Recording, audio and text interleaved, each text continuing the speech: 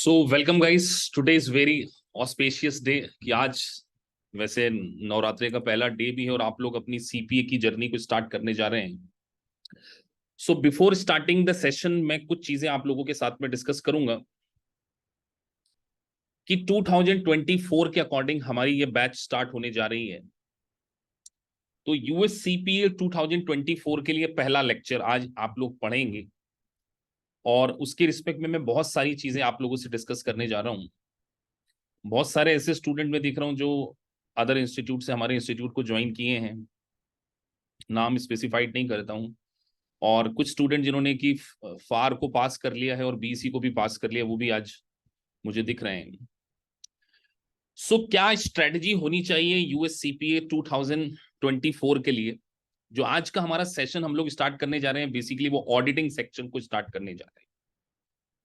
तो बहुत सारी चीजें हम आज स्टडी को भी करेंगे, लेकिन क्योंकि today is the first day तो आपको एटलीस्ट आइडिया हो जाना चाहिए कि किस तरीके से आपको पूरी स्टडी करनी है। तो ये जो बैच है 2024 के न्यू सिलेबस के अकॉर्डिंग, देखिए प्रीवियस सिलेबस 2023 में चेंजेस आ चुके हैं। आप सभी को पता होगा कि अब आपको कोर मॉड्यूल और डिसिप्लिन पढ़ना है, तो आपके पास इलेक्टिव का ऑप्शन है। तो जरा थोड़ा चैट बॉक्स में मेंशन करेंगे आप लोगों ने कभी मन में सोचा हो कि हमें इलेक्टिव सब्जेक्ट में ये वाले सब्जेक्ट को चूज करना चाहिए? आपने अपने माइंड मेकअप किया हो जब तक अदर स्टूडेंट्स और ज्वाइन कर रहे हैं? सो किसी ने तो कहीं ना कहीं आपने अपना प्री एनालिसिस तो किया होगा कि सर हमें ये वाला सब्जेक्ट को चूज करना चाहिए। आदित्य लिख रहे हैं सर टैक्सेशन, तीजल सोनी लिख रहे हैं आईएससी, यस लिख रहे हैं बार business analysis and reporting, okay. Prerna लिख रहे हैं टैक्सेशन बार, मोहम्मद छैया लिख रहे हैं बार, परवेज लिख रहे हैं टैक्सेशन, हाँ सुधांशु मित्तल लिख रहे हैं sir as per your advice I will go for tax, Pratham भी लिख रहे हैं टैक्सेशन। तो सबसे पहले मेरी आप लोगों से एक रिक्वेस्ट है कि ये 2024 की को ध्यान में रखते हुए आज हो रही है 15 अक्टूबर, पहला डे हम लोग स्टार्ट करने वाले हैं। इफ पॉसिबल आप पूरे एंटायर सिलेबस को लाइव अटेंड करें। दो तीन बेनिफिट आपको मिलने वाले। लाइव बैच में अगर आप आएंगे इंटायर पूरे अगली एक साल तक, जिसमें बार, फार, रेगुलेशन, आईएससी, ऑडिटिंग सारे सब्जेक्ट की क्लासेस होंगी, क्योंकि अब सिलेबस चेंज हुआ है तो नई बैच बनी है। तो मेरी एक रिक्वेस्ट है कि अगर आप लाइव आएंगे तो आपको सबसे बड़ा एडवांटेज होगा कि आपको बहुत सारे डाउट्स जो आपके आ सकते हैं वो सीखने को मिलेंगे। एक इंटरेक्टिव सेशन हो जाएगा, आप लोगों से बात भी करेंगे, और एक सही स्टडी प्लान को रखते हुए हमारा टारगेट है, मेरा टारगेट तो आप लोगों के लिए है ही, लेकिन आप अपने मन में अगर बताइए कि आप लोगों ने भी तो डिसाइड किया होगा कि सर हमें अब इस डेट तक सीपीए बन जाना चाहिए। 2024 की इस डेट तक, इस मंथ तक हमारा प्लानिंग है कि हमारे पास सीपीए का डेजिग्नेशन आए। परवेज लिख रहे हैं सर दिसंबर 2024, अक्टूबर 2024। तो मैं आप लोगों को आज एक प्रॉमिस करता हूं कि अगर आपने मेरी तीन बातें मान ली 100%, पहली बात तो कोशिश कीजिए कि लाइव क्लास को आप जितना अटेंड करें उतना बेनिफिट है। मुझे बहुत अच्छा लगता है जब मैं स्टूडेंट्स को लाइव आते देखता हूं। अभी ऑलमोस्ट सारे, अभी तो 50% स्टूडेंट भी लाइव नहीं आए हैं। तो अगर आप लाइव क्लासेस अटेंड करेंगे तो एक आपको सबसे बड़ा बेनिफिट हमारा और आपका इंटरेक्शन रहेगा। मैं आपकी परफॉर्मेंस को असेस कर पाऊंगा, आपको गाइड कर पाऊंगा एज ए मेंटोर, बिकॉज आप सभी लोगों ने मेंटोरशिप बैच में ज्वाइन किया है, मोर और लेस सभी मुझे मेंटोरशिप वाले ही दिख रहे हैं। तो मैं आपको गाइड कर पाऊंगा कि आपको किस तरीके से स्टडी करना है। लेकिन अगर आप रिकॉर्डेड लेते हैं तो बहुत सारे बच्चे मुझसे रिकॉर्डेड क्लासेस पे पढ़कर भी पास होते हैं। लेक्चर तो यही लाइव क्लासेस है, इसी की रिकॉर्डिंग्स आपको मिलने वाली है। तो मेरा टारगेट है नवंबर 15 तक आप सभी लोग यूएस सीपीए बन जाएं। तो अभी चल रहा है अक्टूबर, मैंने पूरे 13 मंथ लिए हैं, अक्टूबर के 15 दिन आप और जोड़ लीजिए। तो मेरी पूरी कोशिश रहेगी कि 15 नवंबर 2024, ये लिख लीजिए डेडलाइन। अगर आपने मेरी कुछ बातों को 100% मान लिया, 100%, मेरे पास पास्ट में बहुत सारे बच्चों के पास होने का एक्सपीरियंस है।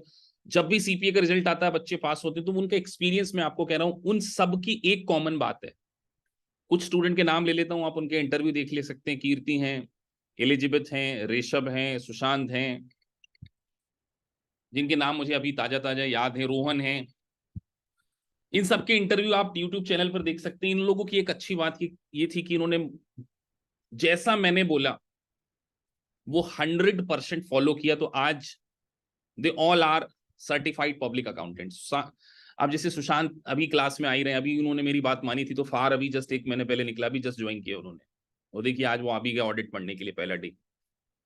तो 100% बात मानने वाले स्टूडेंट तो पास हुए हैं। जिन्हों को मैंने जैसा गाइड किया, अभी देखो मैं सुशांत को अनम्यूट भी करता हूं। सुशांत, मेरी आवाज आ रही है आपको? हाँ जी sir, how are you sir? मैं बढ़िया बढ़िया। कैसे हो, कैसी प्रिपरेशन चल रही है तुम्हारी? सर अभी चल रही है, ऑडिट की चल रही है। मैं तुम्हारा एक्सपीरियंस इन बच्चों के साथ में शेयर करना चाह रहा था। तुम बताओ तुम्हारे कितने सिमुलेशन छूट गए थे फार में? सर मेरे छूट गए थे ऑलमोस्ट 2 से ऊपर ही। 2 से ऊपर सिमुलेशन छूट गए थे, लेकिन तुम्हारा स्कोर क्या रहा है फार में? मेरी बात हुई थी तुमसे उस दिन। सर 80। तो ये सामने है इनके 2.5 simulation FAR old syllabus difficult पे छूट गए थे, उसके बावजूद इन्होंने FAR सब्जेक्ट को पास कर लिया। जब मैं इनसे बात कर रहा था उस दिन, तो मैंने कहा था कि देखो मेरे पास बहुत एक्सपीरियंस है, कई बच्चों का छूट भी जाता है, वो भी पास हुए हैं। एक ईस्ट नारंग है, उनका रेगुलेशन में 1.5 सिमुलेशन छूट गए थे, उन्होंने रेगुलेशन में 92 स्कोर किया। तो आप सभी को मैं ये बताने की कोशिश कर रहा हूं कि हमारा रिजल्ट मोर देन 95% है CPA का उन्हीं स्टूडेंट का जिन्होंने मेरी बात को 100% मानते हुए एग्जाम दिए। तो आज मैं आपका ज्यादा समय नहीं लूंगा, क्योंकि मुझे स्टडी भी स्टार्ट करनी है और बहुत सारा डिस्कशन आप लोगों के साथ में करना है। फिर एंड में अगर आपके कोई क्वेश्चन होंगे तो उसको भी हम लेंगे। तो आज एक स्टडी प्लान के बारे में भी डिस्कस करेंगे और CPA के ऑडिट सब्जेक्ट के बारे में भी डिस्कस करना है। तो मैं स्क्रीन शेयर कर रहा हूं, आपको स्क्रीन जैसे ही दिख जाए और मेरी आवाज सभी को क्लियर है, please confirm in chat box.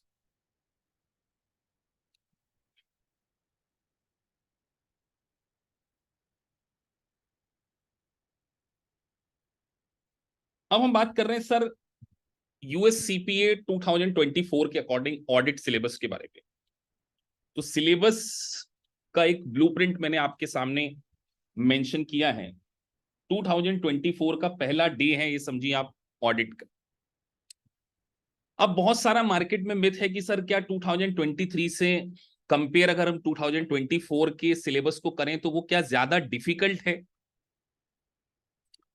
तो मैं आपको बताऊं कि आपके लिए एक बहुत अच्छा टाइम आ गया है कि 2023 के कंपैरिजन में US CPA 2024 थोड़ा सा आसान है। थोड़ा नहीं, मैं कहूंगा 1/3 पोर्शन इजी है। उसके दो बड़े रीजन। सबसे बड़ा रीजन है FAR सब्जेक्ट, जो कि बच्चों को काफी टेक्निकल पड़ता, उसका 1/3 पोर्शन। कितना पोर्शन? 1/3 पोर्शन जो है वो कम हो गया है, और वो US CPA फार से शिफ्ट हो गया है बार में, जिसका नाम है business analysis and reporting.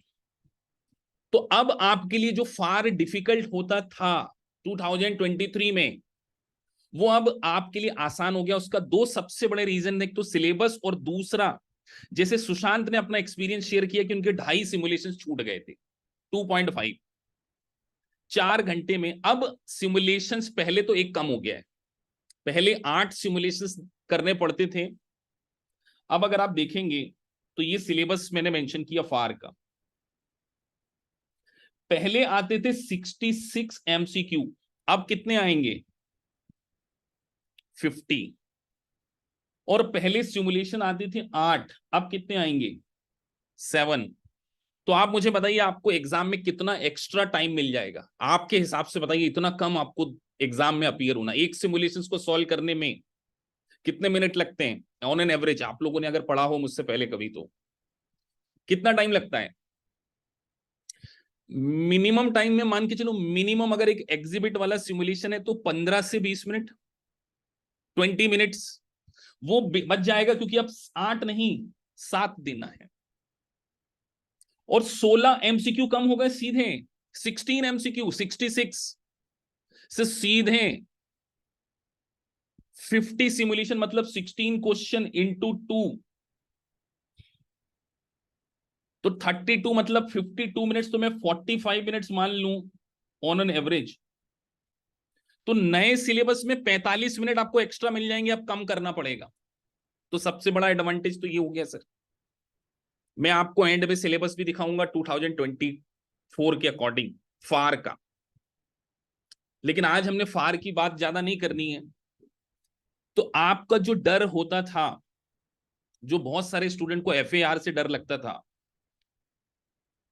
Believe me, एक बीकॉम ग्रेजुएट स्टूडेंट के लिए इतना बढ़िया अपॉर्चुनिटी आई है एफएआर को पास करने की, कि अब एफएआर में बहुत जो टेक्निकल टॉपिक थे like consolidation, bond valuation, lease, और सबसे डेंजरस गवर्नमेंटल अकाउंटिंग, उसका सारा टेक्निकल पार्ट, सारा का सारा टेक्निकल पार्ट कहां शिफ्ट हो गया है? बीएआर, बार।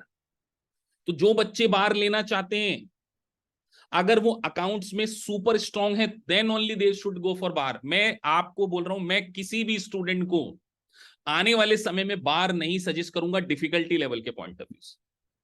मतलब मेरा सजेशन आपको होगा कि बार मत दो। लेकिन अगर आपको अपना करियर फाइनेंशियल रिपोर्टिंग में ही बनाना है, ये श्योर है कि sir we want to make sure, we are 100% sure कि हमें हमारा करियर यूएस गैप में बनाना है, then only you should go for bar. अगर आपने बार ले लिया तो बार का सिलेबस में भी मैं आपको बताऊंगा, लेकिन आज नहीं बताऊंगा, कल बताऊंगा। क्योंकि अगर आज मैं ये सारी चीजें बताऊंगा तो मैं सेशन को स्टार्ट नहीं कर पाऊंगा। लेकिन आज पहला डे है, तो आपको ये बिल्कुल पता होना चाहिए कि सर हम एक मिशन पे हैं, और मिशन है 2024, और ये मिशन इम्पॉसिबल नहीं, पॉसिबल है। ऐसे ऐसे स्टूडेंट कई बार पास हुए हैं मुझसे, जिनका शायद मुझे भी यकीन नहीं था कि ये पास हो सकते हैं। मतलब स्टूडेंट जब एडमिशन ले लेते हैं, तो उनसे जब मैं इंटरेक्शन करता हूं, तो मुझे कहीं ना कहीं एनालिसिस हो जाता है उनकी परफॉर्मेंस रिपोर्ट देखकर। तो मन में ये पता चल जाता कि यार ये शायद सीपीए बहुत मुश्किल से बनेगा, लेकिन उन्होंने अपने आप को ट्रांसफॉर्म किया। मतलब उन्होंने अपने लेवल का स्टैंडर्ड रेस किया, और मुझे ये रियलाइज कराया कि एक स्टूडेंट अगर हार्डवर्क करे, अपने कंफर्ट जोन से बाहर आ जाए, तो शम्मी वो कुछ भी कर सकता है। और इस बात को मुझे बहुत अच्छा लगा। मैं उनके नाम नहीं लूंगा स्टूडेंट्स का, नहीं तो वो ऑफेंड हो जाए कि सर आपने हमारा नाम ले दिया। लेकिन सच में वो सीपीए बने। वो 2-3 बार फेल हो गए, नाम नहीं लेंगे इंस्टीट्यूट का, जो यूएस भेज रहे हैं सबको, वहां से 3 बार फेल हुए। बीसी सब्जेक्ट में मेरे पास ज्वाइन किया, उनके फादर साहब का भी इंटरव्यू डला है, आप देख सकते हैं। किसी ने बैकर ले लिया, कोई अमेरिका जाने के लालच के चक्कर में वो क्लासेस ज्वाइन कर ली, 1-1 लाख रुपए उनके वेस्ट हो गए। बाद में रियलाइज हुआ कि वो सर तो अमेरिका के पेंट हाउस में रहते हैं, इंडिया में रहते ही नहीं, उनसे बात ही नहीं हो पाती। तो फिर उन्होंने हमसे ज्वाइन किया, पास हुए। तो ऐसे बहुत सारे एग्जाम्पल्स मेरे पास हैं। लेकिन उन सारी चीजों से ज्यादा इस बात के ऊपर मेरा पूरा फोकस है कि आप सभी 2024 में सीपीए बनकर निकले। तो कितने लोग ये 100% श्योर है कि सर वो 90% लाइव क्लास को अटेंड कर लेंगे? पहले तो मैं ये जानना चाहता हूँ। टाइमिंग में आपको बता दूंगा एंड में। हमारी संडे, सैटरडे और नाइट की क्लासेस होगी। कितने पर स्टूडेंट इस बात के लिए श्योर है कि सर हम पीछे नहीं हटेंगे? रिकॉर्डेड क्लासेस आपको मिलेगी। आप में से बहुत सारे स्टूडेंट एक्सक्यूज दे देंगे, सर हम तो वर्क में बिजी रहते हैं, हमारी तो रात का शिफ्ट है। अगर आपने इस लाइव क्लास को 100% अटेंड किया, और जो भी मॉक टेस्ट आपको दिए गए उसको करा, जैसा मैंने बोला वैसा अगर आपने कर लिया, 15 नवंबर, ये वीडियो आप संभाल के रखना, 15 अक्टूबर 2023, 15 अक्टूबर 2023, और 15 नवंबर के बाद जब दिसंबर या जनवरी में जब भी रिजल्ट आएगा, तो मैं आपको याद दिलाऊंगा कि आपने मेरी बात मानी थी। ऐसे कमिटमेंट में बहुत सारे स्टूडेंट को देता हूं, और वो फुलफिल करते हैं, और मैं उनको लास्ट डे पे बोलता हूं देखो कि हमने ये कंप्लीट कर लिया। तो मेरी आप लोगों से रिक्वेस्ट है कि आपने बहुत hard and earn money invest किया है। USCP is a very costly exam. Institute की फीस भी काफी ज्यादा है, और मेंटोरशिप फीस, बैच की कुछ ज्यादा ही फीस है।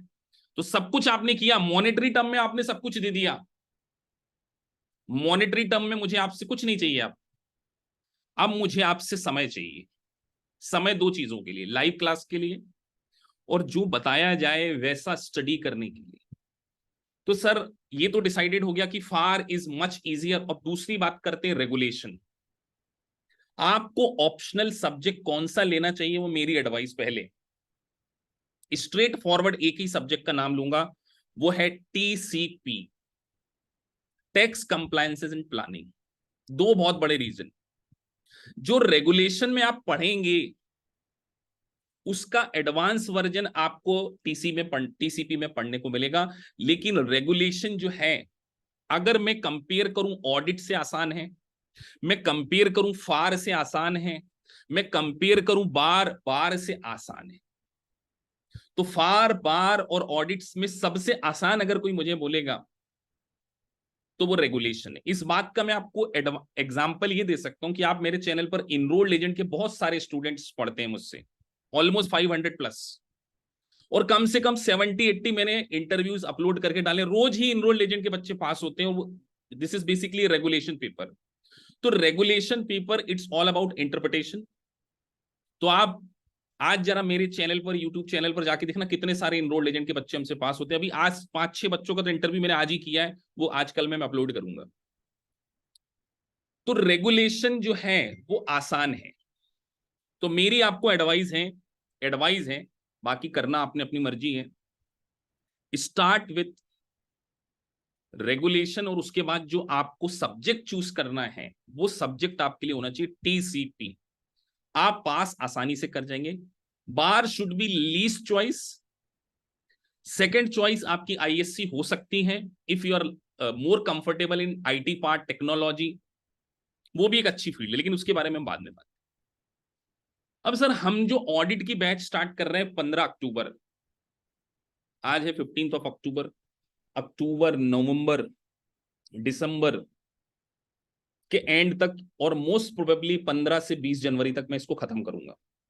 20 जनवरी तब तक आपका इवैल्यूएशन का टास्क हो जाएगा। आपका एनटीएस मैं फाइल करवा दूंगा, जैसे सुशांत का मैंने ही कराया था। तो एनटीएस फाइल करना, ये सब फॉर्मेलिटीज हम टेक केयर कर लेंगे। तो मोस्ट प्रोबेबली आप लोग ऑडिट सेक्शन को जो अपीयर करेंगे वो 25 ऑफ जनवरी के बाद करेंगे, अगर आप कंफर्टेबली लाइव क्लास में आते। 25 जनवरी के आसपास आप ऑडिट को कंप्लीट कर लेंगे। दिसंबर, नया साल जैसे ही आएगा, जनवरी, हमारी 2 नई बैच फिर से स्टार्ट हो जाएंगी। एक होगी रेगुलेशन की, जिसमें हम टीसीपी को पहले कवर करेंगे, और एक हम कंप्लीट करेंगे FAR as per the new curriculum, as per the new curriculum FAR. तो मैं आपका पूरा स्टडी पैटर्न डिसाइड करूंगा। इस डे पे आपको ये पढ़ना है, ये सारी चीजें पढ़ना है, ऐसी परफॉर्मेंस रिपोर्ट पढ़ना पूरा, क्योंकि अब नया सिलेबस है तो मुझे पूरी तरीके से आपको नया सिलेबस पढ़ाना है। तो आपके लिए बहुत अच्छा एडवांटेज है कि इस पूरी लाइव क्लास को आप through out the year attend करें। और मेरा जो आपको वादा है 15 ऑफ नवंबर 2024 में आप सीपीए।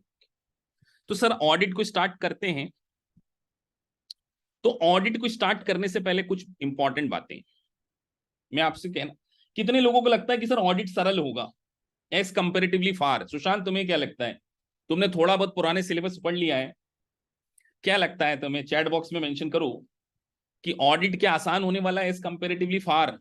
अगर आप लोगों को ऐसा लगता है तो आप अपने अपने ओपिनियन एक्सप्रेस कर सकते हैं।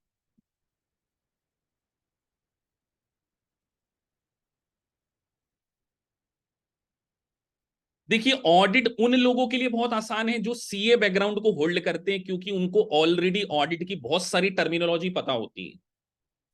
अगर आपने सीए इंटर किया हुआ है तो आपको documentation, opinion, audit management, representation, ऐसी बहुत सारी चीजें पहले से बहुत अच्छे से आती है। लेकिन अगर आप एक बीकॉम ग्रेजुएट स्टूडेंट हैं तो इसीलिए सबसे पहले हम लोग फंडामेंटल सेशन को स्टार्ट करने जा रहे हैं ऑडिटिंग के। और हाँ, सुशांत ने बिल्कुल सही लिखा है कि sir almost like CA inter audit. बिल्कुल, मैं सच कहूंगा 60 से 70%, 60 to 70% पोर्शन सीए इंटर के ऑडिट जैसा ही है जो इंडिया के पढ़ते हैं, बिल्कुल वैसा ही है। और मैं तो और बड़ी बात कहूं 80%, 20% ही थोड़ा सा डिफरेंस होगा, बाकी सारी चीजें सेम है। तो क्योंकि सुशांत सीए इंटर के स्टूडेंट हैं, सीए इंटर उन्होंने पास किया, तो उनके लिए आसान होगा। और अगर आपने, जैसे मोमिन भी बोल रहे हैं सर मैं भी सीए इंटर क्लियर हूं, तो आपके लिए भी आसान होगा। लेकिन एक ग्रेजुएट स्टूडेंट को थोड़ी सी डिफिकल्टीज आ सकती है, बस वो नहीं आए। इसीलिए मेरे फंडामेंटल सेशन ऑडिट के भी होंगे एटलीस्ट 20। ये मिनिमम 20 ऑडिट के फंडामेंटल सेशन में आपसे लेने वाला हूं। तो अच्छा, प्रेरणा भी सी एंटर की, तो बहुत अच्छी बात है, तो ऑडिट आपको आसान लगेगा। फंडामेंटल सेशन के बाद हमारे मेन लेक्चर शुरू होंगे एज पर 2024 के अकॉर्डिंग, और फिर आप मॉक टेस्ट देंगे यूनिट वाइज, और ऑडिट को पास करने के लिए स्ट्रेटजी क्या होनी चाहिए वो सारा हम डिस्कशन करेंगे आपसे कि सर ऑडिट सब्जेक्ट को पास कैसे करना है। तो सबसे इंपॉर्टेंट बात आप ये ध्यान रखिए, ऑडिट बिल्कुल सिंपल नहीं है। अगर आपको लगता है कि audit it's a very easy, तो जब मैं आपसे multiple choice question live class में करा रहा हूँ, ऑडिट में बहुत सारे लाइव क्लास में क्वेश्चन करेंगे, तो आप देखना कि आपका स्कोर 50 के ऊपर आता है कि नहीं आता। तब मैं आपसे क्वेश्चन पूछूंगा कि सर ऑडिट में क्या अप्रोच आपकी होनी चाहिए। सर हमारा जो मॉड्यूल 1 होगा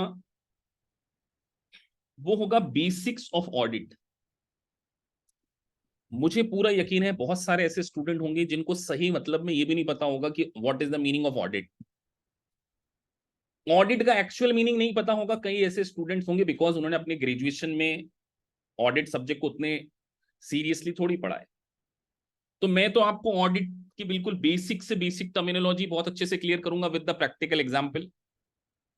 दूसरी बात, हम एक इंपॉर्टेंट टर्मिनोलॉजी की लिस्ट भी बनाएंगे।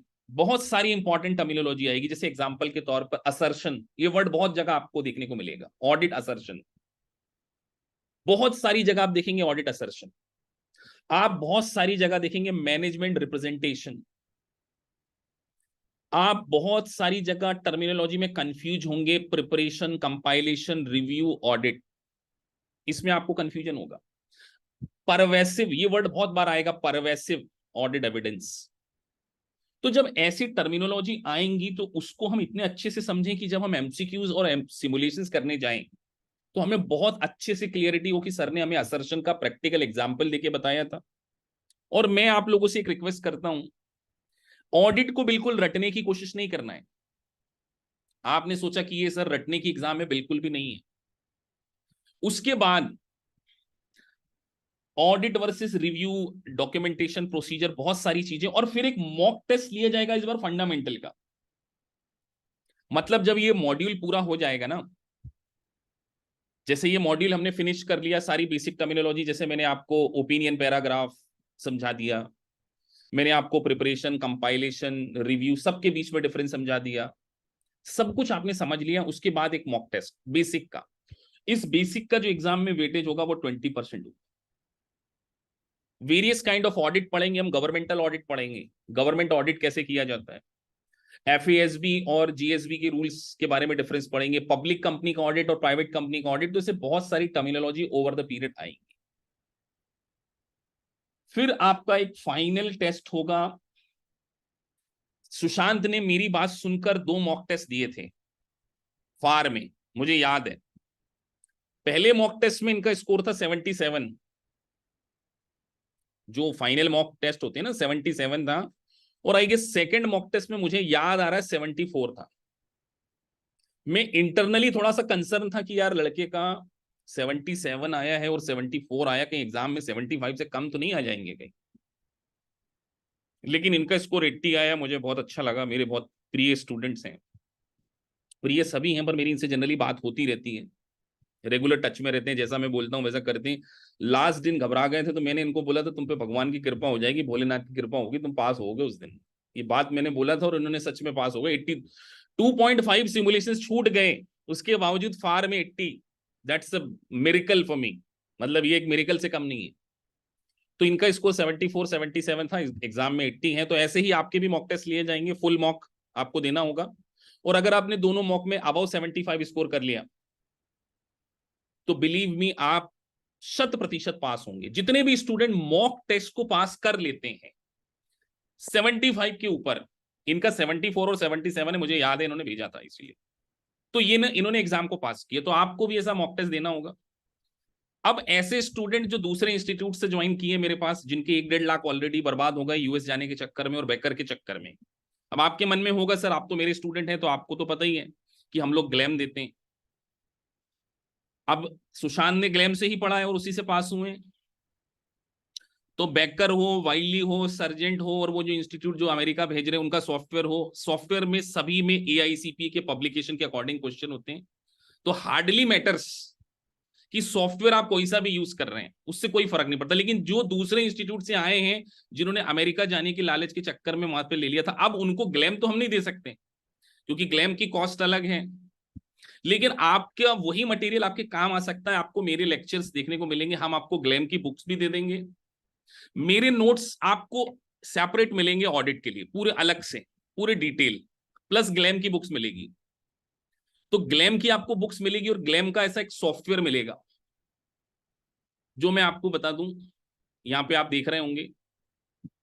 तो एक होगी प्रैक्टिस एग्जाम, एक होगा स्टडी सेशन, एक होगा परफॉर्मेंस स्टैटिस्टिक। तो जैसे आप यूनिट कर लेंगे, लेट से आपने ऑडिट सब्जेक्ट को स्टार्ट किया और आपने टेस्ट देना स्टार्ट किया, तो जैसे मैं अभी आपको ये बता दे रहा हूं कि सॉफ्टवेयर कैसे रन करना है, तो आपका ऐसा एक टेस्ट होगा, इसके अंदर सारे क्वेश्चंस आते हैं। वो क्वेश्चंस हम क्लास में भी करेंगे और फिर मैं आपसे ऑब्जर्व करवाऊंगा कि आपका क्या आंसर आता है। तो ऐसा एक आपको ग्लैम का सॉफ्टवेयर दिया जाएगा जिसमें आपकी पूरी performance report, study, practice exam, वो सब हम डिस्कस करेंगे। लेकिन अभी आज वो मैटर नहीं है क्योंकि आज हमने पढ़ाई करनी है। सो किसी के कोई क्वेश्चन हो बिफोर प्रोसीडिंग फर्दर, मैं अब लेक्चर स्टार्ट करने जा रहा हूं, तो आप बोल सकते हैं, फिर मैं डिस्कस करूंगा।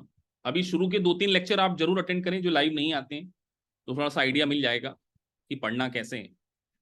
कोई क्वेश्चन किसी के हों जब तक मैं स्क्रीन शेयर कर रहा हूं?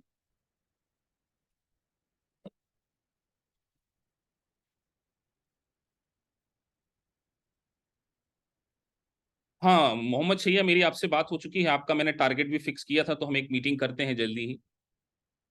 सर सीए इंटर का ऑडिट से ओवरलैपिंग है, बिल्कुल सेम है, ऑलमोस्ट आपको लगेगा अभी मोमेंट। चलिए, सो आज हम लोग स्टार्ट करने जा रहे हैं ऑडिट के बिल्कुल पहले सेशन, फंडामेंटल्स। तो ऑडिट में बहुत सारी टर्मिनोलॉजीज आती हैं, उसमें सबसे पहले जो सीपीएस के द्वारा सर्विसेज परफॉर्म की जाती है बहुत सारी। अब एक सर्टिफाइड पब्लिक अकाउंटेंट ऑडिट के अलावा भी बहुत सारी सर्विसेज प्रोवाइड करता है। सबसे पहले हम बात करने जा रहे हैं जैसे प्रिपरेशन, कंपाइलेशन, रिव्यू, एग्जामिनेशन और अग्रीड अपॉन प्रोसीजर। ये इंटायर सिलेबस में ये 5 टर्मिनोलॉजी आपको देखने को मिलेंगी। तो जैसे मैंने आपको बताया कि हमें पहले थोड़ा बेसिक चीजों को समझना है, तो सबसे पहले आज की इस लेक्चर में हम डिस्कस करने जा रहे हैं प्रिपरेशन। तो सर प्रिपरेशन का क्या मीनिंग होता है, सबसे पहले हम समझे। Preparation is totally different from auditing. बहुत सारे कैंडिडेट जो कि नॉन सीए बैकग्राउंड के हैं, समटाइम ये सोचते हैं कि सर ऑडिटर का काम ही है प्रिपेयर करना फाइनेंशियल स्टेटमेंट। अगर मैं आपसे पूछूं, अगर आप किसी कंपनी का ऑडिटिंग करने जाते हैं, तो क्या फाइनेंशियल स्टेटमेंट को प्रिपेयर करना ऑडिटर की रिस्पॉन्सिबिलिटी होती है? अगर आप लोग अपने एक्सपीरियंस से बताएं, क्या एक सर्टिफाइड पब्लिक अकाउंटेंट जो कि किसी कंपनी के फाइनेंशियल स्टेटमेंट का ऑडिट करने जा रहा है, तो क्या वही फाइनेंशियल स्टेटमेंट को प्रिपेयर करेगा? तो ये सीए इंटर वाले स्टूडेंट तो बोल देंगे कि सर नहीं, वो नहीं करेगा, क्योंकि preparation of financial statement is a responsibility of the management. तो फिर भी एक प्रिपरेशन की सर्विसेज यूएस में प्रोवाइड की जाती है सीपीएस के द्वारा, जिसको हम प्रोफेशनल अकाउंटेंट के नाम से जानते हैं। तो सर प्रिपरेशन एक्चुअली में क्या है, what is the meaning of preparation?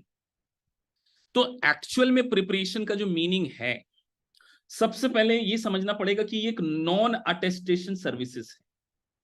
अब आपके लिए ये टर्म बिल्कुल नहीं होगी सर कि what is the meaning of non attestant services.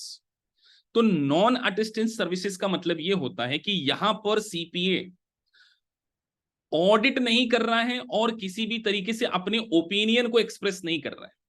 यहां पर जो सर्टिफाइड पब्लिक अकाउंटेंट है, वो फाइनेंशियल स्टेटमेंट को प्रिपेयर करने की सर्विसेज तो प्रोवाइड करेगा।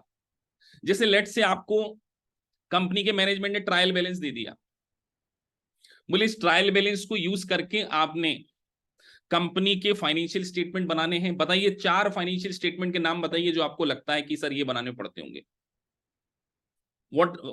what kind of financial statement which is going to prepare by management? How many financial statement? तो आप में से मेजॉरिटी स्टूडेंट शायद ये बोल देंगे बैलेंस शीट और इनकम स्टेटमेंट, बस इसके बाद नहीं बोल पाएंगे। सर एक बनेगा स्टेटमेंट ऑफ कॉम्प्रिहेंसिव इनकम। अब ये आप फार में सीखेंगे कि स्टेटमेंट ऑफ कॉम्प्रिहेंसिव इनकम क्या होता है। एग्जामिनर आपको लिख के देगा स्टेटमेंट ऑफ फाइनेंशियल पोजीशन, जिसको कि आप अपनी ओन लैंग्वेज में बैलेंस शीट के नाम से जानते हैं। नेट इनकम स्टेटमेंट, जिसको आप प्रॉफिट एंड लॉस अकाउंट से नाम से जानते हो। और एक और पूछा जाएगा statement of changes in equity. बताइए क्या ये चारों आपको पता थे? क्या आप में से सभी स्टूडेंट को ये पता था कि सर ये सब फाइनेंशियल स्टेटमेंट है? जिन्होंने फर्स्ट पार्ट नहीं, जिन्होंने अगर फार पढ़ लिया वो तो डेफिनेटली बता देंगे, बट जिन्होंने नहीं पढ़ा है उनको शायद नहीं पता होगा। तो सर इसके लिए भी हम बेसिक क्लास में आपको पढ़ाएंगे, फंडामेंटल क्लासेस फार की होगी, उसमें भी बताएंगे। लेकिन अभी आपको ये समझना है कि सर प्रिपरेशन बेसिकली क्या है। प्रिपरेशन में आप किसी प्रकार का ऑडिट नहीं करते, आप कोई ओपिनियन एक्सप्रेस नहीं करते। आपका एक्चुअल में काम क्या है? आपका एक्चुअल में काम केवल मैनेजमेंट के द्वारा जो भी डेटा प्रोवाइड किया है उनको फाइनेंशियल स्टेटमेंट को प्रिपेयर करने से रिलेटेड सर्विसेज प्रोवाइड करना है। This is called preparation. तो जब आप किसी कंपनी के फाइनेंशियल स्टेटमेंट प्रिपेयर कर रहे हैं तो ऑलरेडी वो रिकॉर्डेड ट्रांजैक्शन होंगे। तो यहां पर एक बहुत इंपॉर्टेंट बात मैंने मेंशन की है कि प्रिपरेशन करते समय ऑडिटर को इंडिपेंडेंट होने की जरूरत नहीं है। चलिए आप में से कोई स्टूडेंट मेंशन कीजिए why independence is not required in preparation engagement. अब एग्जाम में एमसीक्यू आएगा तो एनालिसिस करना पड़ेगा। तो आपके दिमाग में ये वर्ड कैसे हमेशा याद रहे कि सर प्रिपरेशन के लिए इंडिपेंडेंट की जरूरत नहीं है। क्यों नहीं जरूरत है? क्या लॉजिक हो सकता है उसके पीछे? इंडिपेंडेंस कब इन्वॉल्व होती है? जब आप किसी को ओपिनियन दे रहे हो कि एज पर योर, जब आप ओपिनियन एक्सप्रेस करो और आपके ओपिनियन पे थर्ड पार्टी बिलीव कर रही हो। आप सोचिए कंपनी के फाइनेंशियल स्टेटमेंट का आप ऑडिट करने जा रहे हैं और आपने अपने ओपिनियन एक्सप्रेस की, तो उस ओपिनियन के ऊपर थर्ड पार्टी बिलीव करेगी। तो आपका ओपिनियन इंडिपेंडेंट है या नहीं है वो इंपॉर्टेंट होना चाहिए। जब आप यहां पर ओपिनियन ही एक्सप्रेस नहीं कर रहे तो यहां पर आपको इंडिपेंडेंट होने की जरूरत ही नहीं है। तो सबसे इंपॉर्टेंट बात प्रिपरेशन में एमसीक्यू में यही पूछा जाता है। ये एक नॉन अटेस्टेड सर्विसेज है। इसका मतलब यहां पर जब कभी भी सीपीए प्रिपरेशन करेगा तो वो किसी भी प्रकार के डॉक्यूमेंट को सर्टिफाई नहीं करेगा, अटेस्टेशन सर्विसेज नहीं देगा कि वो अपनी सिग्नेचर करके रिपोर्ट बना रहा है कि मैंने इस कंपनी का ऑडिट किया और financial statement are true and fair view, financial statement are prepared as per the applicable financial, वो कुछ नहीं बोलेगा यहां पर। मतलब सर हम ये कह सकते हैं कि प्रिपरेशन में ओपिनियन एक्सप्रेस ही नहीं किया जाता। Preparation is just below the audit level services. तो जब ये below the audit level services हैं तो इसीलिए इसको बोला गया नॉन अटेस्टेड सर्विसेज। और यहां पर इंडिपेंडेंट की रिक्वायरमेंट नहीं है। तो यहां पर एक वर्ड हम ऑडिटर यूज करें या अकाउंटेंट यूज करें, क्योंकि एग्जामिनर तो एक एक लाइन पे क्वेश्चन पूछेगा। अब आप अपने एक्सपीरियंस से बताइए कि क्या प्रिपरेशन के लिए सीपीए होना भी जरूरी है क्या? Is it necessary to be a CPA? तो यहां पर आप ऑडिटर वर्ड यूज नहीं करेंगे, ज्यादातर यहां पर वर्ड यूज होगा अकाउंटेंट। वो आपको छोटी छोटी चीज में ट्रैप करने की कोशिश करेंगे। तो ध्यान रखिए प्रिपरेशन एंगेजमेंट में ऑडिटर वर्ड यूज नहीं किया जाएगा, क्योंकि एक्चुअल में ऑडिट हो ही नहीं रहा है। एक्चुअल में तो केवल कंपनीज के ट्रायल बैलेंस को आप इकट्ठा करके उसके फाइनेंशियल स्टेटमेंट बना रहे हैं। तो ये लॉजिक्स आपको बिल्ड करने हैं, आपको याद ऐसे रखना है। तो ये एक प्रकार का स्पेसिफिक टाइप ऑफ एंगेजमेंट है कि जिसमें आप कंपनीज के अकॉर्डिंग, अब हो सकता है कि कंपनी आपको बोले कि यार मेरी एक सब्सिडरी जो है वो इंडिया में है और इंडिया में यूएस गैप एप्लीकेबल नहीं होते, इंडिया में तो आईएफआरएस एप्लीकेबल होते हैं, तो आपने मुझे कंसोलिडेट फाइनेंशियल स्टेटमेंट बना के देने। तो अब आप एग्जामिनर आपसे पूछ लेगा कि कंसोलिडेट फाइनेंशियल स्टेटमेंट प्रिपेयर करने के लिए ऑडिटर कौन सी सर्विस प्रोवाइड करेगा, ऑडिटिंग की करेगा या प्रिपरेशन की करेगा? तो आपके दिमाग में आएगा preparation. Preparation is different from the auditing. तो यहां पर मेजरली प्रिपरेशन में क्या काम वर्ड है, assist client in preparing there financial statement. आज के बाद जब भी प्रिपरेशन वर्ड आप सुनेंगे, प्रिपरेशन एंगेजमेंट, आपके दिमाग में एक ही वर्ड स्ट्राइक करेगा, preparation is assisting the client for preparing there financial statement. तो यहां पर असिस्टेंस प्रोवाइड करना है क्लाइंट को, तो सर इंडिपेंडेंस की रिक्वायरमेंट नहीं है। मैंने एग्जांपल दिया है, ये नोट्स आपके इसीलिए काम आएंगे कि आपको एग्जांपल भी उसी तरीके के मिलेंगे। अब सर ये नोट्स मैंने बनाए कैसे हैं, तो मैं आपको एक सीक्रेट बता देता हूं, जितने भी रिव्यू प्रोवाइडर्स हैं सबको मैंने अच्छे पॉइंट्स को स्टडी किया और उसमें एग्जाम्पल्स मैंने उठा लिए और आपके लिए चिपका दिए, तो ये नोट्स आपके काम आएंगे। सारे ऑडिट के नोट्स मिलेंगे आपको। सबसे अच्छी बात है, ऑडिट सब्जेक्ट मेरा बड़ा फेवरेट है, मैं सीए फाइनल में भी ऑडिट पढ़ाता था। तो आपको जो ऑडिटिंग के नोट्स मिलेंगे उसमें आपको बहुत सारे एग्जाम्पल देखने को मिलेंगे। तो सबसे इंपॉर्टेंट बात, XYZ company is a small manufacturing company that need assistance in preparing its year-end financial statement. They gather the financial data for physical year and provide to certified public accountant ABC accounting। तो ये example किसका हो गया sir, preparation का। तो preparation भी US में एक सर्विसेज प्रोवाइड की जाती है। तो आप सोचिए कि अगर आप सीपीए बन जाते हैं तो आप कितनी सारे छोटे बिजनेस को as per US GAAP financial statement को प्रिपेयर करने की सर्विसेज प्रोवाइड कर सकते हैं। तो सर ये तो एक रेवेन्यू सोर्स हो गया सीपीए के लिए बहुत बड़ा। अब अगला क्वेश्चन आपका, अभी बहुत सारा एडवांस में बच्चों का क्वेश्चन हो सकता है, सर जिसका प्रिपरेशन हमने किया क्या हम उसका ऑडिट कर सकते हैं? एक्सपीरियंस से बताइए, जिस कंपनी के फाइनेंशियल स्टेटमेंट आपने ही प्रिपेयर किए हैं या जिसकी अकाउंटिंग आपने की है, अगर मैं सिंपल लैंग्वेज में बोलूं, अगर आपने किसी कंपनी की अकाउंटिंग की है तो क्या आप इंडिपेंडेंट हो पाएंगे? तो एक थ्रेट यहां पर एक एडवोकेसी थ्रेट यहां पे जनरेट हो जाएगी, क्या आप अपने काम को वेरीफाई कर सकते हैं? सेल्फ रिव्यू थ्रेट यहां पर अराइज हो जाएगा। सेल्फ रिव्यू, आपने खुद ने ही वो काम किया है और खुद पर ही इंडिपेंडेंट ओपिनियन आप कभी भी एक्सप्रेस नहीं कर पाएंगे। तो ये ऐसे क्वेश्चन के आंसर सीए इंटर के स्टूडेंट ही पूछ सकते हैं। अब बीकॉम वाले स्टूडेंट के दिमाग में वर्ड ही स्ट्राइक नहीं होगा कि सर जिस कंपनी का हमने अकाउंटिंग लिखी है क्या उस कंपनी के फाइनेंशियल स्टेटमेंट का हम ऑडिट कर सकते हैं? बिकॉज ये सीए इंटर के स्टूडेंट, मैं समझ जाऊंगा कि सीए इंटर में क्वेश्चन आता है। तो आप, तो ऐसी चीजें ध्यान रखना, लेकिन वो चीजों को हम जब मेन लेक्चर करेंगे उसमें कवर करेंगे। अभी हम थोड़ा फंडामेंटल्स आपके दिमाग में वो 40-50 टर्मिनोलॉजीज में फिल करना चाहता हूं जिससे आपके 20-25% बहुत इजीली कवर हो जाए, इसीलिए ये फंडामेंटल सेशन। तो सर आज के बाद हम हमेशा याद रखेंगे कि प्रिपरेशन में किसी भी प्रकार का इंडिपेंडेंस की रिक्वायरमेंट नहीं है। Preparation is a non attested services. Preparation में किसी प्रकार का ओपिनियन एक्सप्रेस नहीं किया जाता। दूसरी बात, नॉन अटेस्टेड सर्विसेज का भी मतलब मैंने आपको समझाया है। तो एक वर्ड यहां पे नॉन अश्योरेंस सर्विसेज, कि सर जब हम किसी कंपनी के फाइनेंशियल स्टेटमेंट प्रिपेयर करते हैं तो मैं आपसे एक बात पूछता हूं, एक फाइनेंशियल स्टेटमेंट जिसमें एक लॉ का नॉन कंप्लायंसेस किया गया था उससे रिलेटेड सर्विसेज सीपीए ने प्रोवाइड कर दी प्रिपरेशन की, क्या सीपीए की रिस्पॉन्सिबिलिटी होनी चाहिए कि वो नॉन कंप्लायंसेस से रिलेटेड चीजों को वेरीफाई करे? एक कंपनी लॉ का कोई, जैसे अगर मैं आपसे सिंपल लैंग्वेज में पूछूं, एसईसी सिक्योरिटी एक्सचेंज कमीशन होती है अमेरिका में, उसके एक रेगुलेशन का कंप्लायंसेस करते हुए फाइनेंशियल स्टेटमेंट प्रिपेयर करना चाहिए था। कंपनी ने वो कंप्लायंसेस का को इग्नोर कर दिया, क्या सीपीए को रिस्पॉन्सिबल ठहराया जा सकता है कि वो इस चीज को प्रिपरेशन के दौरान देखे? सर नहीं ठहराया जा सकता, क्योंकि यहां पर प्रिपरेशन किसी प्रकार का कोई अश्योरेंस थर्ड पार्टी को कहां दे रहा है? क्या वो बोल रहा है कि financial statement are prepared as per the applicable financial reporting framework? नहीं बोल रहा है सर, क्योंकि वो तो अटेस्टेशन कर ही नहीं रहा है।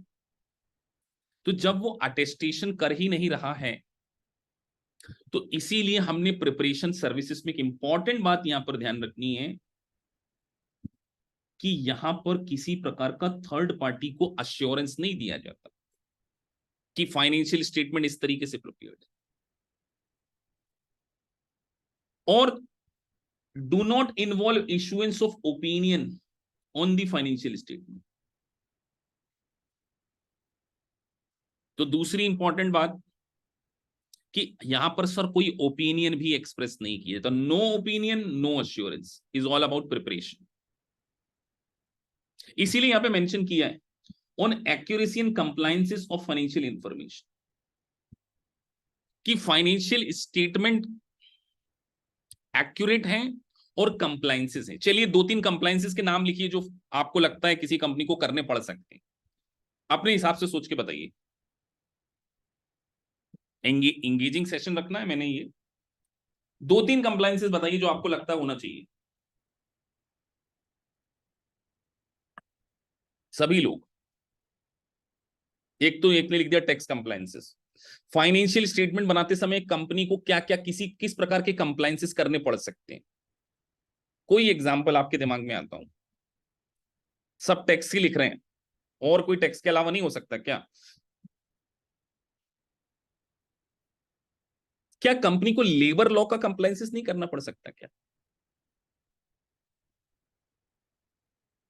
क्या कंपनी को इन्वायरमेंटल कंप्लायंसेस नहीं करना पड़ सकता? देखो आकाश ओबेरॉय ने लिख दिया, वो सीए हैं, तो उनके दिमाग में क्लिक हो गया कि कंप्लायंसेस लीगल वो हो सकता है, इन्वायरमेंटल कंप्लायंसेस हो सकते हैं। और आप लोग क्यों नहीं सोच पा रहे इसे? बीकॉम स्टूडेंट को भी इससे सोचना सीखना पड़ेगा।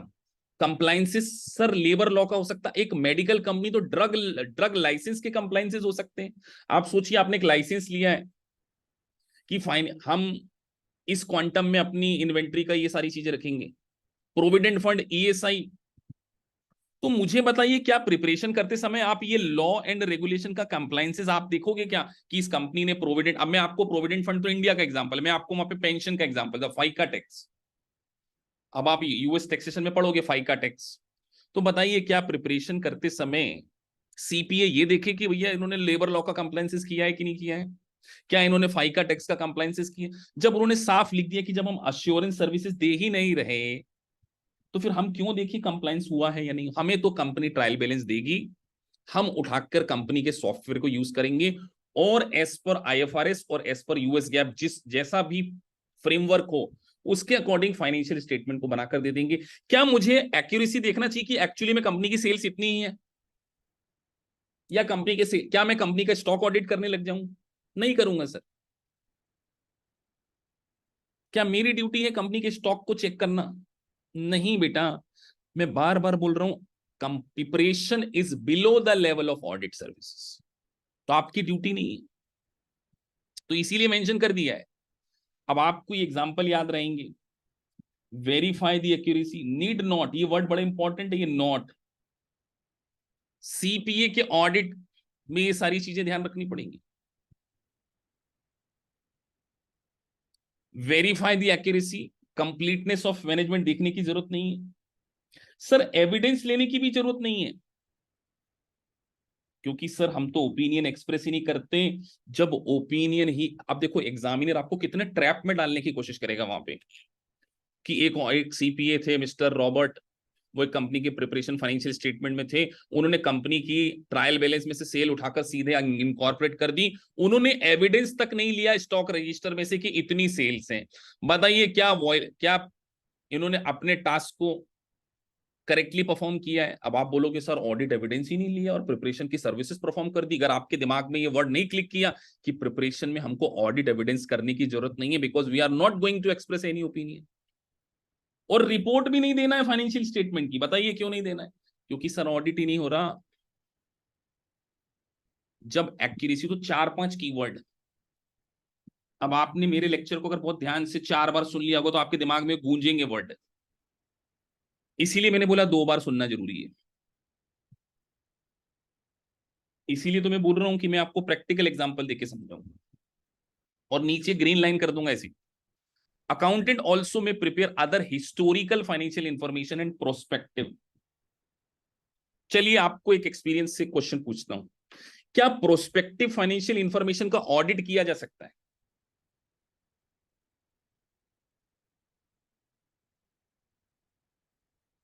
और नहीं किया जा सकता तो क्यों नहीं किया जा सकता, आंसर दो। और किया जा सकता है तो दो।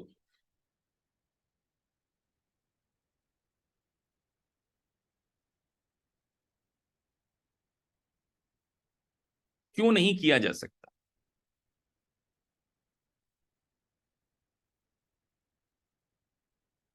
सर ऑडिट करने के लिए ओपिनियन चाहिए, ओपिनियन देने के लिए ऑडिट एविडेंस चाहिए। क्या चाहिए? ऑडिट के लिए क्या चाहिए सर? Audit opinion. और अगर ऑडिट ओपिनियन देना है तो वी शुड हैव एविडेंस। तो अगर किसी चीज के एविडेंस ही नहीं है तो उसका ऑडिट कैसे करेंगे? क्योंकि ऑडिटर का ओपिनियन हमेशा बेस्ड ऑन ऑडिट एविडेंस होना चाहिए। तो सर ऐसे फाइनेंशियल स्टेटमेंट्स जो कि अभी बने ही नहीं हैं, जो कि फ्यूचर में होंगे, तो फ्यूचर के कोई डॉक्यूमेंट्री एविडेंस तो हो ही नहीं सकते सर। तो कभी भी प्रिपरेशन तो प्रोस्पेक्टिव हो सकता है, ऑडिटिंग प्रोस्पेक्टिव इंफॉर्मेशन का नहीं हो सकता। एमसीक्यू का क्वेश्चन है। हाँ देखो, अक्षय ओबेराय ने बिल्कुल सही लिखा, we can not vouch for the forecasting. अब ये भी सीए फाइनल में पढ़ा होगा इन्होंने, कहा या अपने एक्सपीरियंस से बता दिया। तो ये डिफरेंस क्रिएट कर देता है एक सीए स्टूडेंट और एक नॉन सीए स्टूडेंट का। क्योंकि इंडिया का अगर उन्होंने ऑडिट पढ़ा है तो बहुत डिटेल पढ़ा होगा, ऐसे तो हो नहीं सकता। सीए इंटर में पढ़ाया जाता है, सीए फाइनल में पढ़ाया जाता है। तो इसीलिए ये बेसिक टर्मिनोलॉजी बीकॉम स्टूडेंट के लिए बहुत जरूरी है। तो आज के बाद आपको याद रहेगा प्रोस्पेक्टिव फाइनेंशियल इंफॉर्मेशन। तो सर ये प्रोस्पेक्टिव फाइनेंशियल इंफॉर्मेशन कब रिक्वायरमेंट हो सकती है, ये भी सोचो, क्योंकि अभी शुरुआत की क्लासेस हैं। प्रोस्पेक्टिव फाइनेंशियल स्टेटमेंट कब रिक्वायरमेंट हो सकती है, इन विच सिचुएशन? सोचो।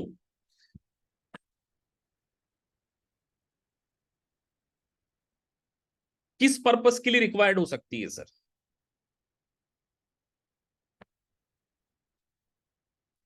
सर आप एक बैंक से लोन लेना चाह रहे हो, बैंक ने बोला ठीक है लोन दे देंगे, पेमेंट कैसे करोगे? बोले फ्यूचर में हम बिजनेस करेंगे, इतनी हमारी सेल्स होगी, इतनी हमारी परचेज होगी, इतने हमारे ऑफिस के एक्सपेंडिचर होंगे, अल्टीमेटली नेट प्रॉफिट बचेगा, उस नेट प्रॉफिट में से आपके लोन का रीपेमेंट कर देंगे। बोले फोरकास्टिंग पेमेंट करोगे ना, फोरकास्ट बता रहे हो ना, जाओ एक सीपीए से प्रिपेयर बनवा कर लेकर आओ प्रोस्पेक्टिव फाइनेंशियल स्टेटमेंट।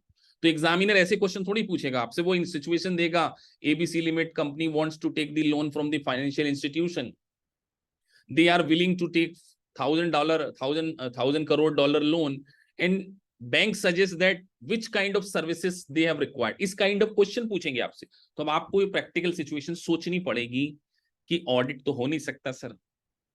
तो यहां पर या तो प्रिपरेशन होगा या आगे हम और कुछ पढ़ेंगे अभी, जो कि हमने शुरू में पढ़ा है,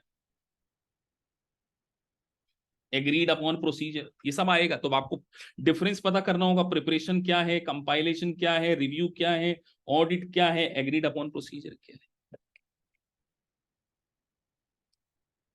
तो इसीलिए आपके जो एनालिसिस लेवल है बेटा, एनालिसिस लेवल बहुत डिफरेंस होना चाहिए, बहुत ही स्ट्रांग होना चाहिए।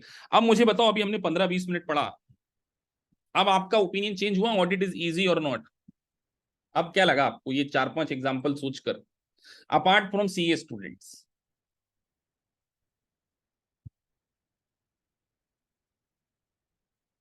तो आपके दिमाग में एक चीज क्लिक हो गई होगी सर,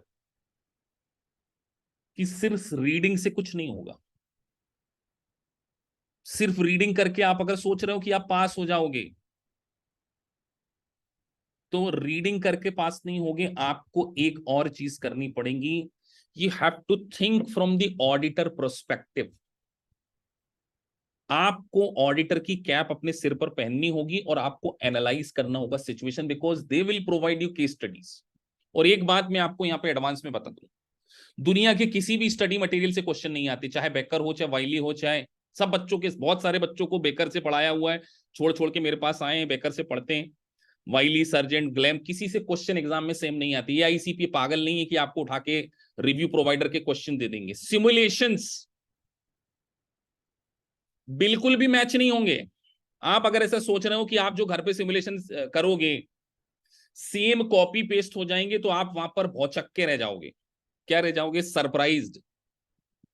क्या रह जाओगे? शॉक्ड, कि अरे यार ये तो ऐसे सिमुलेशन तो हमने करा ही नहीं। और एक बात याद रखना, जितने भी स्टूडेंट ने सीपीए का फार ऑडिट या जो सीपीए बने, उनको मेरा एक एक्सपीरियंस है सर, पेपर करते समय बड़ा टफ लग रहा था, अपना कॉन्फिडेंस शेक हो रहा था। तो आपको शुरू दिन पे बता रहा हूं, अगर आपका कॉन्फिडेंस एग्जाम वाले उस दिन शेक हो रहा है ना, और अगर आपके अंदर फाइटिंग स्पिरिट है कि नहीं मुझे 4 घंटे में बेस्ट करना है, मेरी एक फेवरेट लाइन है, अपनी हार को डिले कर दो 4 घंटे के लिए, कि आज 4 घंटे में फेल नहीं होंगे, पूरा 4 घंटा परफॉर्मेंस करेंगे, आपका पेपर शानदार जाएगा। पेपर से जब 4 घंटे से बाहर निकलोगे ना, तो अपने आप को कॉन्फिडेंटली कहोगे कि यार मैंने 4 घंटे फाइट किए। और वो फाइटिंग स्पिरिट, क्योंकि आपने पीछे पढ़ा है, वही फाइटिंग स्पिरिट आपको सीपीए बनने में हेल्प करेगी। जितने भी स्टूडेंट एग्जाम देकर आए, सर बोले सर क्रेजी सिमुलेशंस, इमेजिन ही नहीं कर रहे थे ऐसे सिमुलेशन। आप सुशांत हैं, बोले सर एग्जिबिट के अंदर हमसे पूछ लिया रिसर्च बेस्ड, अभी तक तो आप रिसर्च बेस्ड कराते थे, वो एग्जिबिट के अंदर रिसर्च बेस्ड मार दिया उन्होंने।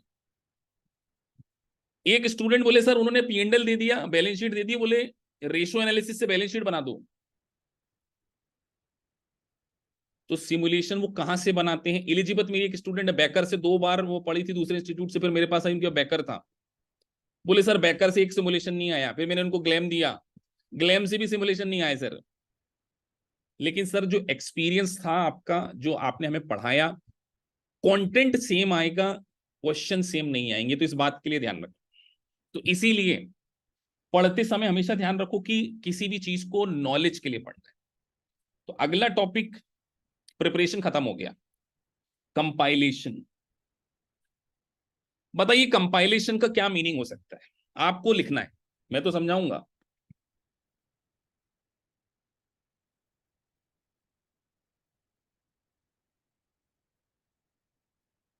फिर मैं आपको एग्जांपल दूंगा, आप बताना कि ये कंपाइलेशन है या प्रिपरेशन है। पहले अपने हिसाब से लिखो। मैं अब आपको एक एग्जांपल देता हूं, एक कंपनी के, आप एक कंपनी का को सर्विसेज प्रोवाइड कर रहे थे, कंपनी ने लीज का पेमेंट किया है। उस लीज के पेमेंट में आपने बोला कि नहीं, ये पूरा का पूरा नॉन करंट लायबिलिटी में नहीं जाएगा, इतना पोर्शन करंट लायबिलिटी में जाएगा और इतना नॉन करंट में जाएगा। विद इन 1 ईयर जो भी पेमेंट आप करने वाले हो, that will be current liability, और जो 1 साल की बियॉन्ड करोगे वो नॉन। ये प्रिपरेशन है या कंपाइलेशन है? मुझे बताओ। सर ये कंपाइलेशन है, क्योंकि हम सही क्लासिफिकेशन कर रहे हैं। आप देखो, आप करंट लायबिलिटी और नॉन करंट लायबिलिटी का क्या कर रहे हो? क्लासिफिकेशन कर रहे हो। सर ऑपरेटिंग लीज और कैपिटल लीज में जब हम पेमेंट करते हैं, तो कैपिटल लीज में हम फाइनेंस एक्सपेंसेस को अलग से क्लासिफाई करते हैं, ऑपरेटिंग एक्सपेंसेस में सीधे पेमेंट कर देते हैं, और वो हम मान लेते हैं लीज एक्सपेंसेस। आपने मैनेजमेंट को सजेस्ट किया कि बोले आपने ये जो लीज का क्लासिफिकेशन किया है ना, ये as per our opinion it is not capital lease, ये तो ऑपरेटिंग लीज में। तो आपने क्या सर्विसेज प्रोवाइड की? आपने फाइनेंशियल स्टेटमेंट को सही प्रेजेंटेशन से रिलेटेड सर्विसेज प्रोवाइड की। तो यहां पर इसीलिए मैंने प्रेजेंटेशन को हाईलाइट किया है। और प्रेजेंटेशन, क्लासिफिकेशन, समराइज क्या है? कंपाइलेशन। तो चलिए एक्सपीरियंस से बताइए, कंपाइलेशन में ओपिनियन एक्सप्रेस होना चाहिए क्या?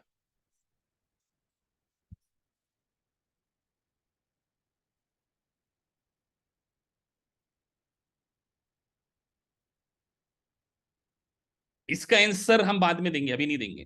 पूरा प्रोविजन को पढ़ाने के बाद 2-3 पॉइंट आपको दूंगा कि आप बोलना यहां पर, फिर आप बताएंगे। अभी तो आपको लगता होगा होना चाहिए, नहीं होना चाहिए, अभी पूरा जब ये क्लॉज हो जाएगा ना नीचे एग्जाम्पल, तब आप। तो सर ये बात तो समझ में आ गई कि presentation of financial statement is compilation. और यहां पर एक वर्ड आ गया, without undertaking to obtain any assurance on them. कोई अश्योरेंस, प्रोवाइड एनी अश्योरेंस। तो सर जब अश्योरेंस नहीं है, तो क्या ओपिनियन एक्सप्रेस हो जाएगा?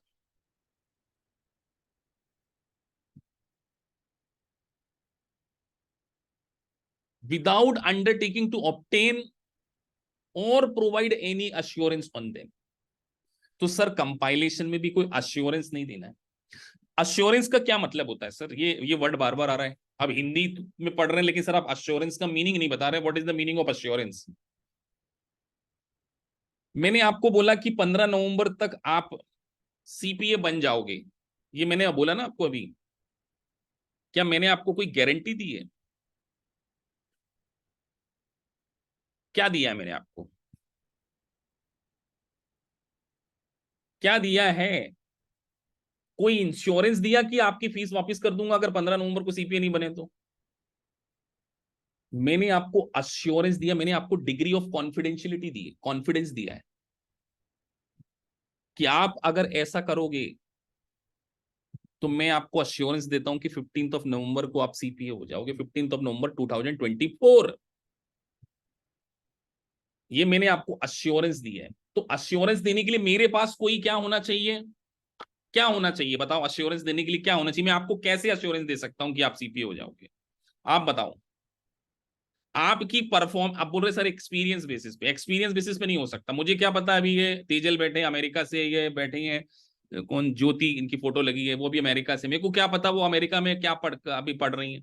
मेरे पास अगर इनकी परफॉर्मेंस हो सॉफ्टवेयर की, मैं देखूं कि इन्होंने सारे मॉक टेस्ट में 90% स्कोर कर लिया है, तो मेरे पास कहीं ना कहीं ऑडिट एविडेंस हो जाएगा कि हाँ यार, इन्होंने फार के सारे टॉपिक्स में, ऑडिट के सारे टॉपिक्स का ऑडिट किया, मैंने किया ऑडिट, कि इन्होंने 90 लेकर आ गए।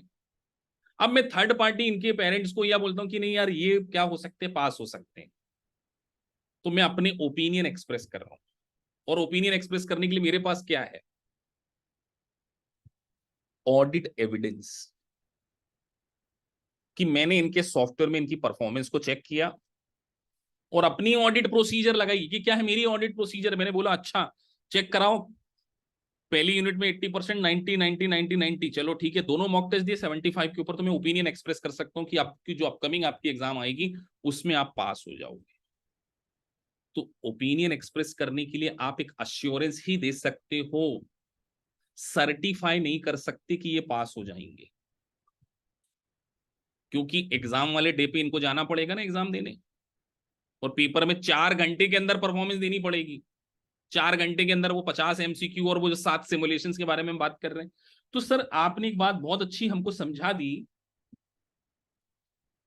कि अश्योरेंस देने के लिए ऑडिट एविडेंस चाहिए, और कंपाइलेशन के लिए क्या ऑडिट एविडेंस लगेगा?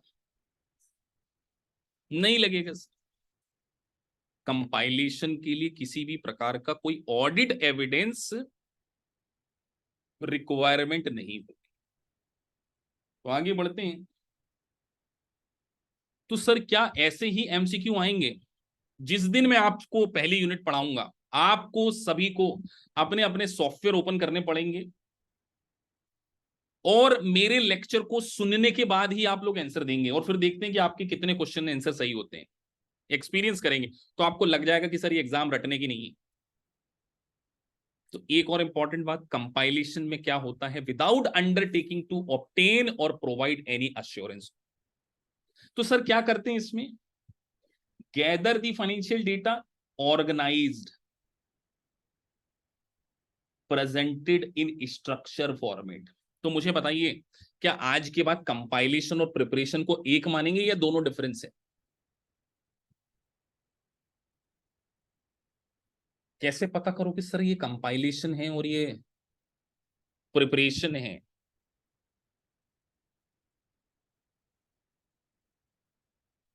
पहचान लोगे कि नहीं पहचान लोगे? एक स्टूडेंट ने बोला था sir easy to understand but difficult to define.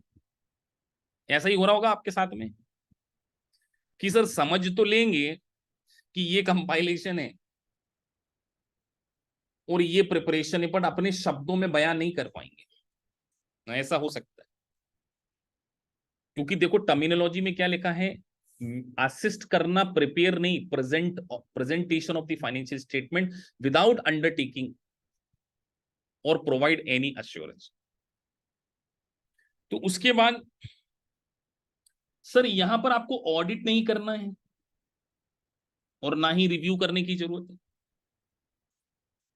तो जब आपको ऑडिट और करना ही नहीं है, तो they do not provide any assurance about the accuracy और कंप्लीटनेस ऑफ द फाइनेंस। मतलब फाइनेंशियल स्टेटमेंट में कोई इंफॉर्मेशन मिसिंग है। सर कंपनी बोल रही है 1000 करोड़ की सेल है, हमारे हिसाब से हमने काउंट किया 800 की, रजिस्टर तो ये बोल रहा है, सेल बिल तो ये बोल रहा है। Do not provide any assurance about accuracy, completeness of the financial statement. This is called compilation. Example मैंने दे दिया, ये एग्जाम्पल मैंने आपको बहुत अच्छी जगह से दी है। Suppose that you run A small business, and you maintain your financial record using accounting software or spreadsheet. At the end of the fiscal year, you need to prepare financial statement for your business, including income statement and balance sheet to present to a potential investor. तो यहां पर आप CPA से क्या कर सकते हो, दो प्रकार की सर्विसेज ले सकते हो, प्रिपरेशन एंड कंपाइलेशन से रिलेटेड आप सर्विसेज ले सकते हो। तो सीपीए क्या करेगा, अब मैंने प्रोसेस लिख दी है यहाँ पे। आप सबसे पहले उसको फाइनेंशियल रिकॉर्ड प्रोवाइड करोगे, या मेंशन कर दिया है ताकि आपको पढ़ने में आसानी है, which include transaction, receipt, invoice and bank statement. आप डेटा वो आपसे गैदर करेगा, डेटा को ऑर्गेनाइज करेगा। अब सर ऑर्गेनाइज मतलब सेल का डेटा अलग करेगा, परचेज का डेटा अलग करेगा, कट ऑफ प्रोसीजर का ध्यान रखेगा कि भैया 31 दिसंबर तक की जो सेल है वो इस साल रिकॉर्ड करना है, नेक्स्ट ईयर तक नेक्स्ट ईयर की करना है। तो कंपाइलेशन में हम प्रेजेंटेशन से रिलेटेड सर्विसेज प्रोवाइड कर रहे हैं। तो यहां पर किसी प्रकार की कोई डिटेल टेस्टिंग और वेरिफिकेशन नहीं होगा।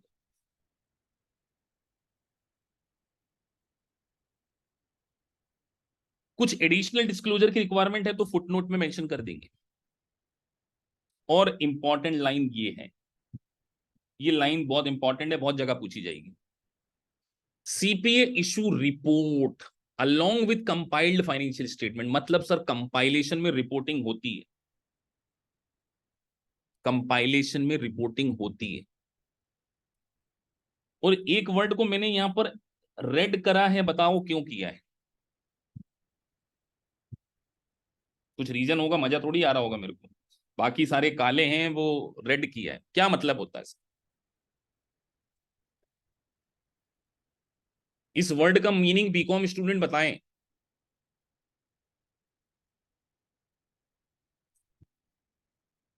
एक्सप्लिसिटली, अब कई बच्चे लिख रहे हैं एक्सक्लूडेड। स्पेसिफिकली मतलब आपको बताना पड़ेगा, क्या बताना पड़ेगा, कि हमने केवल कंपाइलेशन किया है, हमने ऑडिट और रिव्यू नहीं किया है। स्पेसिफिकली बताना पड़ेगा। एक होता है इंप्लाइड, इम्प्लिसिट, और एक होता है एक्सप्लिसिट। ये वर्ड बड़ा इंपॉर्टेंट है, एमसीक्यू में ध्यान रखना। एक्सप्लिसिट और इम्प्लिसिट, इसमें मर जाओगे नहीं तो 2-3 क्वेश्चन इसमें गलत हो जाएंगे, एग्जामिनर को पता है कि ये वर्ड पढ़ के नहीं आओगे आप। समझ में आ रहा है, लैंग्वेज का पेपर है ये। Explicitly state that the financial statement have been compiled, not audited or reviewed, it does not provide any assurance regarding the accuracy or completeness। बताइए ये क्यों जरूरी है, क्यों जरूरी है explicitly, why it is necessary, give me reason। सोच के, क्योंकि आप अगर पार्टिसिपेट नहीं करोगे तो आप सोच ही नहीं रहे हो। क्योंकि user of financial statement confuse ना हो जाए बेटा कि कहीं ऑडिट रिपोर्ट तो नहीं है। नहीं तो आपने सीपीए ने ठप्पा लगा के दे दिया, और वो आपके कंपनी जो है बोली देखो सीपीए सर्टिफाइड, तो सीपीए ने नीचे लिखा है साइन करके एक्सप्लिसिटली, ऑडिट भी नहीं है और रिव्यू भी नहीं, केवल कंपाइलेशन किया है। सीपीए की ड्यूटी है कि प्रोस्पेक्टिव क्लाइंट को, प्रोस्पेक्टिव यूजर को बताना कि भैया ये ऑडिटेड नहीं है, ये रिव्यूड नहीं है, मैंने तो मेरा काम केवल क्या किया है, मैंने रिव्यू किया।